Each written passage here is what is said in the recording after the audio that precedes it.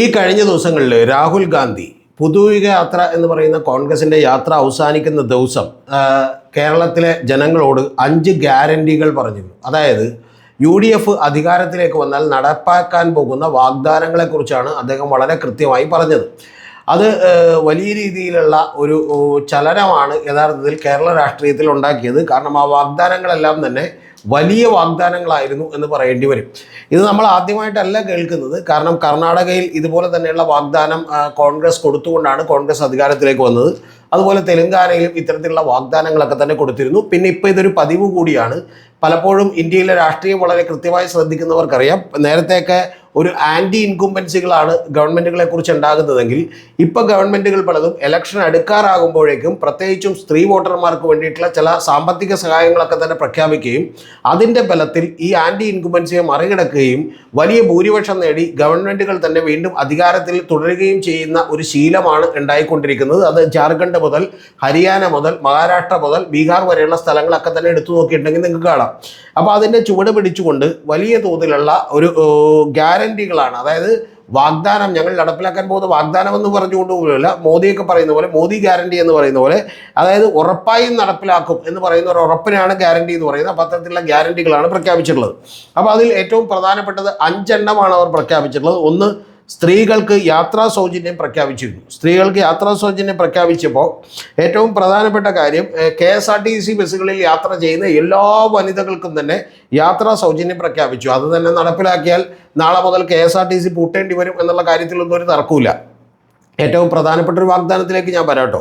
പക്ഷേ അത് ഏറ്റവും ആദ്യത്തെ വാഗ്ദാനം ഇതാണ്. അതായത് ബെൻസിനോ കാറിനോ അത്യാവശ്യം സൗകര്യമുള്ളവരോ ഗസറ്റ് ഓഫീസറായിട്ടുള്ള ആളുകൾക്കോ പോലും വേണമെങ്കിൽ ഇതുപോലെ KSRTC കയറി സൗജന്യമായി യാത്ര ചെയ്യാമെന്ന് പറഞ്ഞാൽ കേരളം അതൊന്നും ഡിമാൻഡ് ചെയ്യുന്നൊരു കാര്യമല്ല. ഒന്ന്. രണ്ടാമത്തത്, KV ഗണേഷ് കുമാർ പറഞ്ഞ പോലെ കേരളത്തിൽ ഇപ്പോൾ ഒന്ന് അത്യാവശ്യം പച്ചപിടിച്ച് വരുന്നേ ഉള്ളൂ KSRTC എന്ന് പറയുന്നത്. കൂടാതെ നിങ്ങൾ അറിയേണ്ടത് KSRTCയിൽ ഇപ്പോഴാണ് 1-ാം തീയതി കൃത്യമായിട്ട് ശമ്പളം കൊടുക്കാൻ തുടങ്ങിയത്. അപ്പോൾ ഇങ്ങനെ സംഭവിച്ചാൽ KSRTC പൂട്ടേണ്ടി വരും. അതുകൊണ്ട് ഇത് കുളവാക്കാനാണ് ഇത്തരത്തിലുള്ളൊരു പരിപാടി എന്നാണ് പറഞ്ഞിട്ടുള്ളത്. കൂടാതെ കോൺഗ്രസിന് മറ്റ് ചില വിമർശനങ്ങളൊക്കെ കേൾക്കേണ്ടി വന്നിട്ടുണ്ട്. ഇപ്പോൾ കർണാടകത്തിൽ ഇത്തരത്തിലുള്ള ഒരു പദ്ധതി പ്രഖ്യാപിച്ചിട്ട് അത് പിന്നീട് ദാരിദ്ര്യരേഖയ്ക്ക് താഴെയുള്ള ആളുകൾക്ക് വേണ്ടി മാത്രമാക്കി മാറ്റിയിരുന്നു. പക്ഷേ ഇത്തരത്തിലൊന്നും പറഞ്ഞിട്ടില്ല. ഇതൊക്കെ വളരെ വിശദമായ ഒരു ഹോംവർക്ക് ചെയ്യാതെ കനകോല് ചെയ്തിട്ടുള്ള ഒരു പണിയായിട്ടാണ് എനിക്ക് തോന്നിയിട്ടുള്ളത്, ഒരു ബ്ലണ്ടറായിട്ടാണ് എനിക്ക് തോന്നിയിട്ടുള്ളത്. അതിൽ ഏറ്റവും ആദ്യത്തേത് മാത്രമാണ് ഞാൻ പറഞ്ഞത്.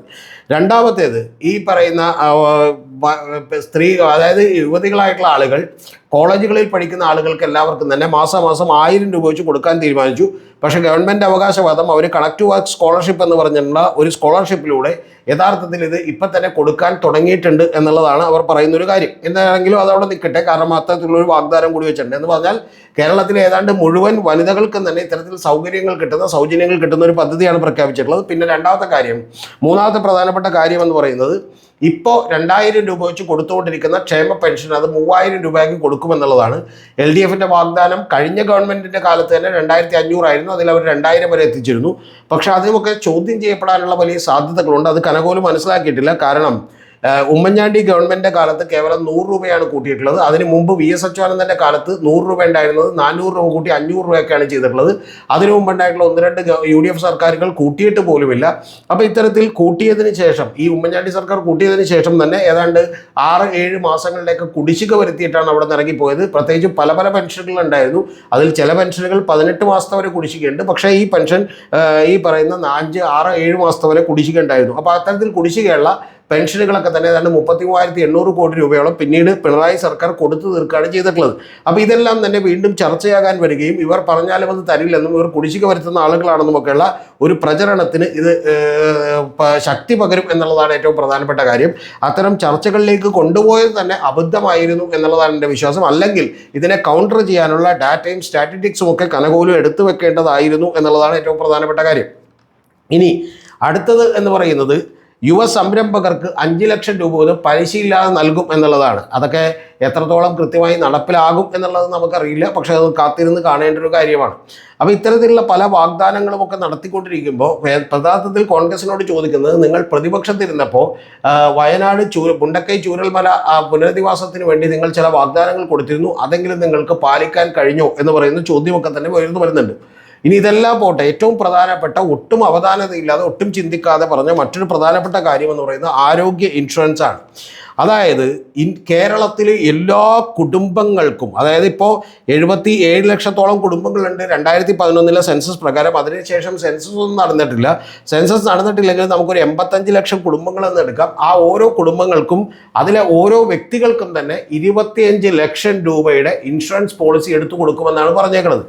ഇത് എത്രത്തോളം ആലോചിച്ചിട്ടാണ് ഇത് പറഞ്ഞത് എന്നുള്ള കാര്യത്തിൽ എനിക്ക് വലിയ സംശയമുണ്ട്. കാരണം ഇത് കൃത്യമായി നടപ്പിലാക്കണമെന്നുണ്ടെങ്കിൽ യഥാർത്ഥത്തിൽ ഇവരുടെ ഒരു ഇൻഷുറൻസ് പ്രീമിയം തന്നെ ഏതാണ്ട് ഒരു 40,000-50,000 രൂപ അടക്കേണ്ടി വരും. കേരളത്തിൻ്റെ ബഡ്ജറ്റ് എന്ന് പറയുന്നത് കൃത്യമായി പറഞ്ഞാൽ ഒരു 2 ലക്ഷം കോടിയിൽ താഴെയാണ്. ഈ 2 ലക്ഷം കോടിയുടെയൊക്കെ കഥ ഇതിനു മുമ്പ് ഇതേപോലെ പറഞ്ഞിട്ടുള്ളത് മോൺസൺ മാവുങ്കൽ മാത്രമാണ്. അദ്ദേഹത്തിന് കിട്ടാനുള്ള പണം പറഞ്ഞു വന്നപ്പോൾ ഏതാണ്ട് 1.25 ലക്ഷം കോടിയോളം കിട്ടാനുണ്ടെന്ന് പറഞ്ഞു, കേരള ബഡ്ജറ്റിൻ്റെ അത്രയും. അതൊക്കെ വിശ്വസിച്ചിട്ടാണ് കുറേ ആളുകൾ അദ്ദേഹത്തിന് 5 കോടിയും 10 കോടിയൊക്കെ കൊടുത്തത്. കാരണം കിട്ടുമ്പോൾ 40-50 കോടിയൊക്കെ തിരിച്ചു മേടിക്കാമല്ലോ എന്ന് വിചാരിച്ചു. പക്ഷേ അത്തരത്തിലൊന്നും മേടിക്കാൻ പറ്റിയില്ല എന്നുള്ളത് നമുക്ക് പിന്നീട് അറിയാവുന്ന ഒരു കാര്യമാണ്. ഏതാണ്ട് അതേപോലെ തന്നെ ഒരു വാഗ്ദാനമാണ് ഈ കൊടുത്തിട്ടുള്ളത്. ഒന്ന്, ഇത് 40,000 കോടി രൂപയെങ്കിലും ചെലവഴിക്കണം. ഇതിൽ തന്നെ ഏറ്റവും പ്രധാനപ്പെട്ട കാര്യം എന്ന് പറയുന്നത്, ഇപ്പോൾ കേരളത്തിലെ ബഡ്ജറ്റിൽ മെഡിക്കൽ രംഗത്തിന് വേണ്ടി മാറ്റിവെക്കുന്നത് ഏതാണ്ട് 10,000-12,000 കോടിക്ക് അടക്കമാണ്. അപ്പോൾ ഇത്തരത്തിലുള്ള ഒരു പണം ഈ രംഗത്തേക്ക് വേണ്ടി മാത്രം മാറ്റിവെക്കാൻ കഴിയുമോ എന്നുള്ളതൊരു വലിയ ചോദ്യമാണ്. അപ്പോൾ അതിൽ അടുത്ത പ്രധാനപ്പെട്ട പ്രശ്നം, കേരളത്തിൽ താമസിക്കുന്ന മോഹൻലാലിനും യൂസഫ് അലിക്കും അടക്കം ഇത്തരത്തിലുള്ള സൗകര്യങ്ങൾ കിട്ടും എന്നുള്ളതാണ് രണ്ടാമത്തെ കാര്യം. ഇനി മൂന്നാമത്തെ പ്രധാനപ്പെട്ട പ്രശ്നം, ഇത്തരത്തിലുള്ള ഇൻഷുറൻസ് എല്ലാവർക്കും കിട്ടുമെങ്കിൽ എന്തിനാണ് പിന്നെ താലൂക്ക് ഹോസ്പിറ്റലുകളും അതുപോലെ ജില്ലാ ഹോസ്പിറ്റലുകളും മെഡിക്കൽ കോളേജുകളും എന്ന് നമുക്ക് മനസ്സിലാകുന്നില്ല. കാരണം അവിടെ പോയി ഫ്രീ ചികിത്സയുടെ ആവശ്യമില്ലല്ലോ.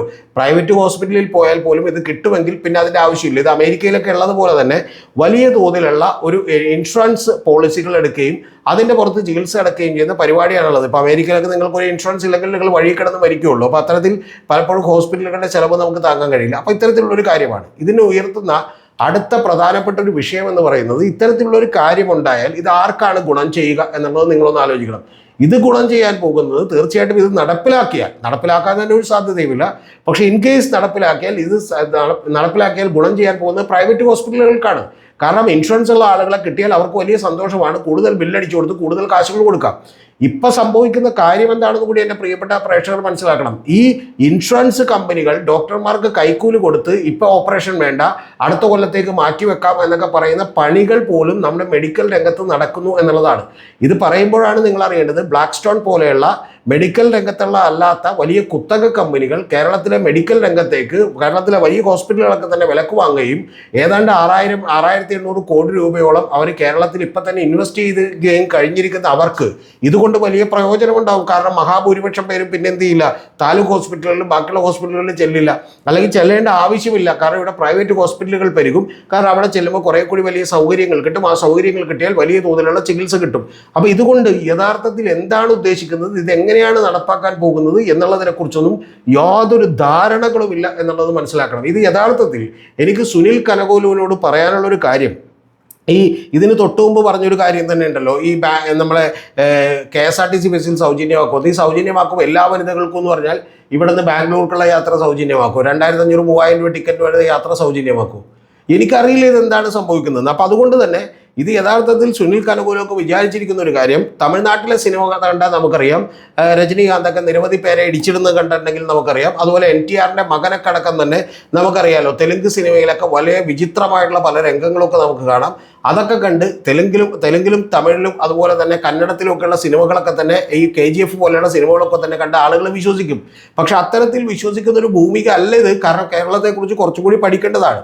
ഇപ്പം KGFൽ പാർലമെന്റ് ആക്രമിക്കുകയും അവിടെ പാർലമെന്റ് ആക്രമിച്ച് വെടിവെച്ച് കൊല്ലുകയൊക്കെ ചെയ്യുന്നുണ്ടെങ്കിൽ ആളുകൾ കൈയടിക്കും. പക്ഷെ കേരളത്തിൽ അത്തരത്തിലുള്ള സിനിമ നമുക്ക് എടുക്കാൻ പറ്റില്ല. കാരണം കേരളത്തിൽ അതിൻ്റെയൊക്കെ പിന്നിലുള്ള ലോജിക്ക് എന്താണ് ഇതിൻ്റെ പിന്നിലുള്ള കാരണമെന്ന് ജനങ്ങൾ ചോദിക്കും. അതുകൊണ്ട് ഇത് യഥാർത്ഥത്തിൽ ട്രോളാനും വലിയ തോതിലുള്ള നിശ്ചിതമായിട്ടുള്ള വിമർശനങ്ങൾ പളിച്ചു വരുത്താനും, കൂടാതെ തെലങ്കാനയിലും അതുപോലെ കർണാടകത്തിലും ഒക്കെ എത്രത്തോളം പദ്ധതികൾ നിങ്ങൾ പ്രഖ്യാപിച്ച് നടപ്പിലാക്കിയിട്ടുണ്ട് എന്ന് ചോദ്യം ഉയർത്താനും ഒക്കെ മാത്രമേ ഇത് സഹകരിക്കൂ. ഇത് വളരെ തെറ്റായ, വളരെ പറഞ്ഞ ഹിമാലയൻ ബ്ലണ്ടറായി പോയി എന്നുള്ള കാര്യത്തിൽ എനിക്കൊരു സംശയമില്ല. എനിക്ക് പറയാനുള്ളത്, കനകോലുവിനോട് കേരളത്തെക്കുറിച്ച് പഠിക്കാൻ വേറെ ഒന്നും ചെയ്യേണ്ട, തമിഴും തെലുങ്കും അതുപോലെ കന്നഡയും സിനിമയും കൂട്ടത്തിൽ 2 മലയാള സിനിമയും കൂടി കണ്ടാൽ എങ്ങനെയാണ് മലയാളികൾ ചിന്തിക്കുന്നത് എന്നുള്ളത് കൃത്യമായിട്ട് നമുക്ക് മനസ്സിലാവും.